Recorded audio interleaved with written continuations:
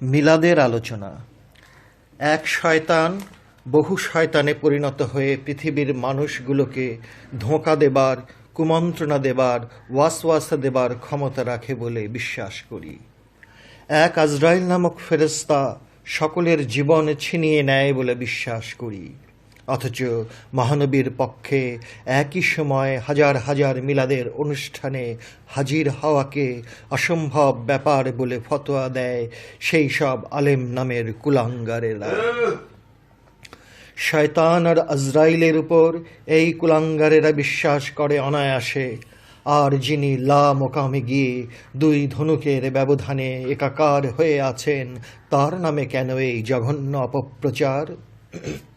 আমি এদেরকে সালমান রুশদির মতো বলতে চাই না, বরং বলতে চাই এদের এহেন কথাবার্তায় আরও সালমান রুশদি হয়তো তৈরি হতে পারে। এরা এই বলে ফতোয়া দেয় যে যেহেতু হাজার হাজার মিলাদ মাহফিলে মহানবীর পক্ষে একই সময়ে উপস্থিত থাকা সম্ভবপর নয়, সেই হেতু মিলাদ মাহফিলের অনুষ্ঠানটি হল শিরক ও বেদাত। ইটালিতে বিশ্বকাপের ফুটবল খেলাগুলো একই সঙ্গে পৃথিবীর অনেকেই কেমন করে দেখল। অনেকে আবার মিলাদে দাঁড়িয়ে ইয়া নবী ইয়া রাসূল বলাকেও শিরক বলে। ছোট করার মন নিয়ে বলছি না, বরং নমুনা হিসাবে তুলে ধরতে চাই যে ছেলের বয়সের বিচারক যখন আদালতের এজলাসে আসেন, তখন বাপের বয়সের বুড়া উকিলেরা কেন দাঁড়িয়ে সম্মান দেখান? এরকম ভাবে কি আমরা অনেক স্থানে বিশেষ ব্যক্তির মর্যাদার প্রতি দাঁড়িয়ে সম্মান প্রদর্শন করি না? তাহলে যে মহানবীর নামে মিলাদ নামক অনুষ্ঠানটি করা হচ্ছে, সেই অনুষ্ঠানে তার মতো মহানবীর আগমনে কি আর বসে থাকা যায়? বসে থাকা কি চরম বেয়াদবি নয়? যদি কেউ বলতে চায় যে অনুষ্ঠানের আবার কি প্রয়োজন, যদি এর উত্তরে বলি যে প্রতিটি মানুষই হলো আল্লাহর এক একটি নতুন নতুন অনুষ্ঠান। আমার পা হতে মাথা পর্যন্ত সমস্ত শরীরটাই তো আমার প্রাণের জন্য একটি অনুষ্ঠান। প্রাণটি যদি শরীরে না থাকে, তাহলে দেহটা হয়ে পড়ে একটা মূল্যহীন লাশ। প্রাণের উপস্থিতিতে দেহটির অনুষ্ঠান, আর অনুপস্থিতিতে লাশ। তাহলে আমি নিজেই একটা অনুষ্ঠান, অথচ সেই অনুষ্ঠানের প্রতি অস্বীকার। তাহলে তো নিজেকেই অস্বীকার করছি। মহান আল্লাহ পাকের অনুষ্ঠানের বিচিত্র লীলা খেলাই তো চালিয়ে যাচ্ছে মানুষ তৈরি করে। মানুষের মাঝেই তো আল্লাহর অনুষ্ঠানটিকে ধরে রেখেছেন। যদি সব কিছু তিনিই ধ্বংস করে দেন, তাহলে অনুষ্ঠানটি থাকে কোথায়? থাকে না। তাহলে কি করে এই অনুষ্ঠানটিকে বাদ দিতে চাই আমরা জানি না। আমাদের জীবন দেহের কোথায় লুকিয়ে আছে? মাথার মগজে, রক্তকণিকায়, হৃদয়ে কোথায় লুকিয়ে আছে? অথচ এই লুকানো জীবনটাই আমার দেহটিতে ধারণ করে কত রকম অনুষ্ঠান করে চলেছে, তার হিসাব কে রাখে?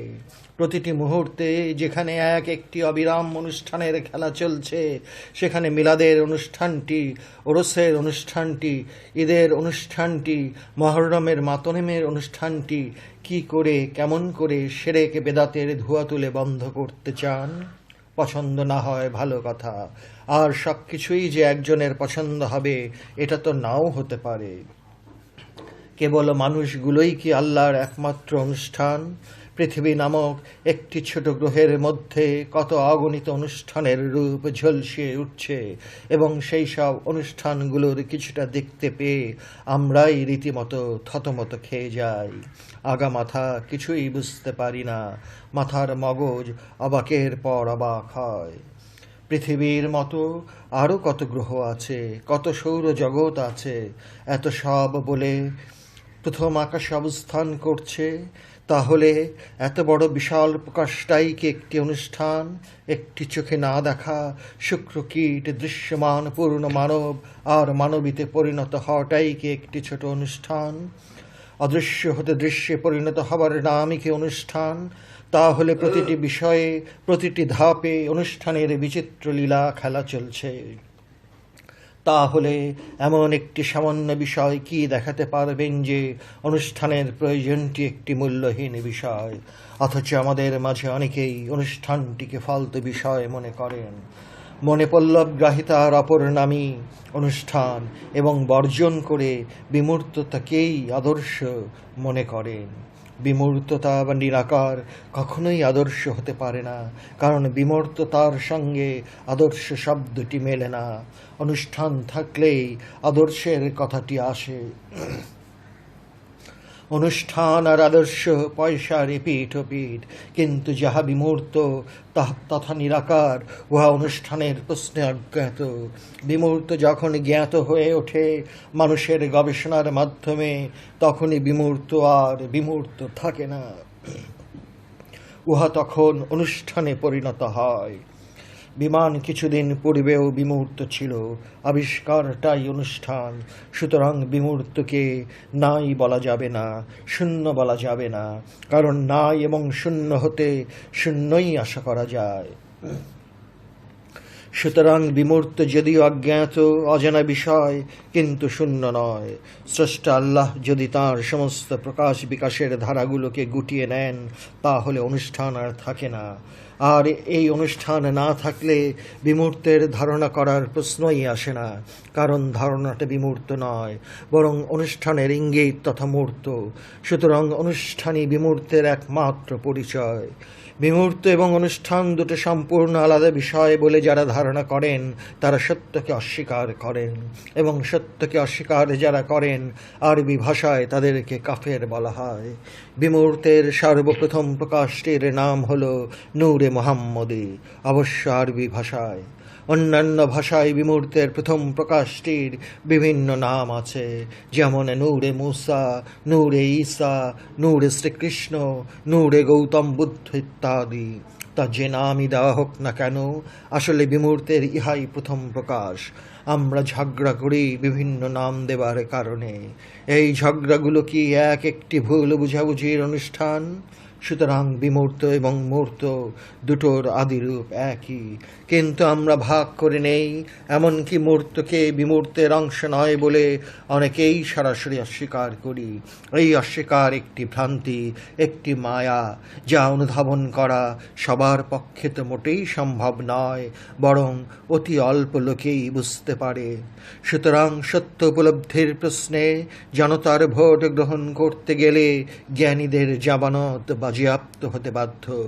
কিন্তু একটি বিষয়ে জ্ঞানীদের জামানত বাজেয়াপ্ত হয় না, সেটা হলো বিজ্ঞান বিষয়ক জ্ঞানের প্রশ্নে। এখানে জনতার আদিম ধ্যান ধারণাগুলো প্রচণ্ড মার খেয়ে চলছে, কারণ বিজ্ঞান বিমূর্তকে সবার সামনে অনুষ্ঠানের রূপ দিয়ে চোখ ধাঁধিয়ে দেয়।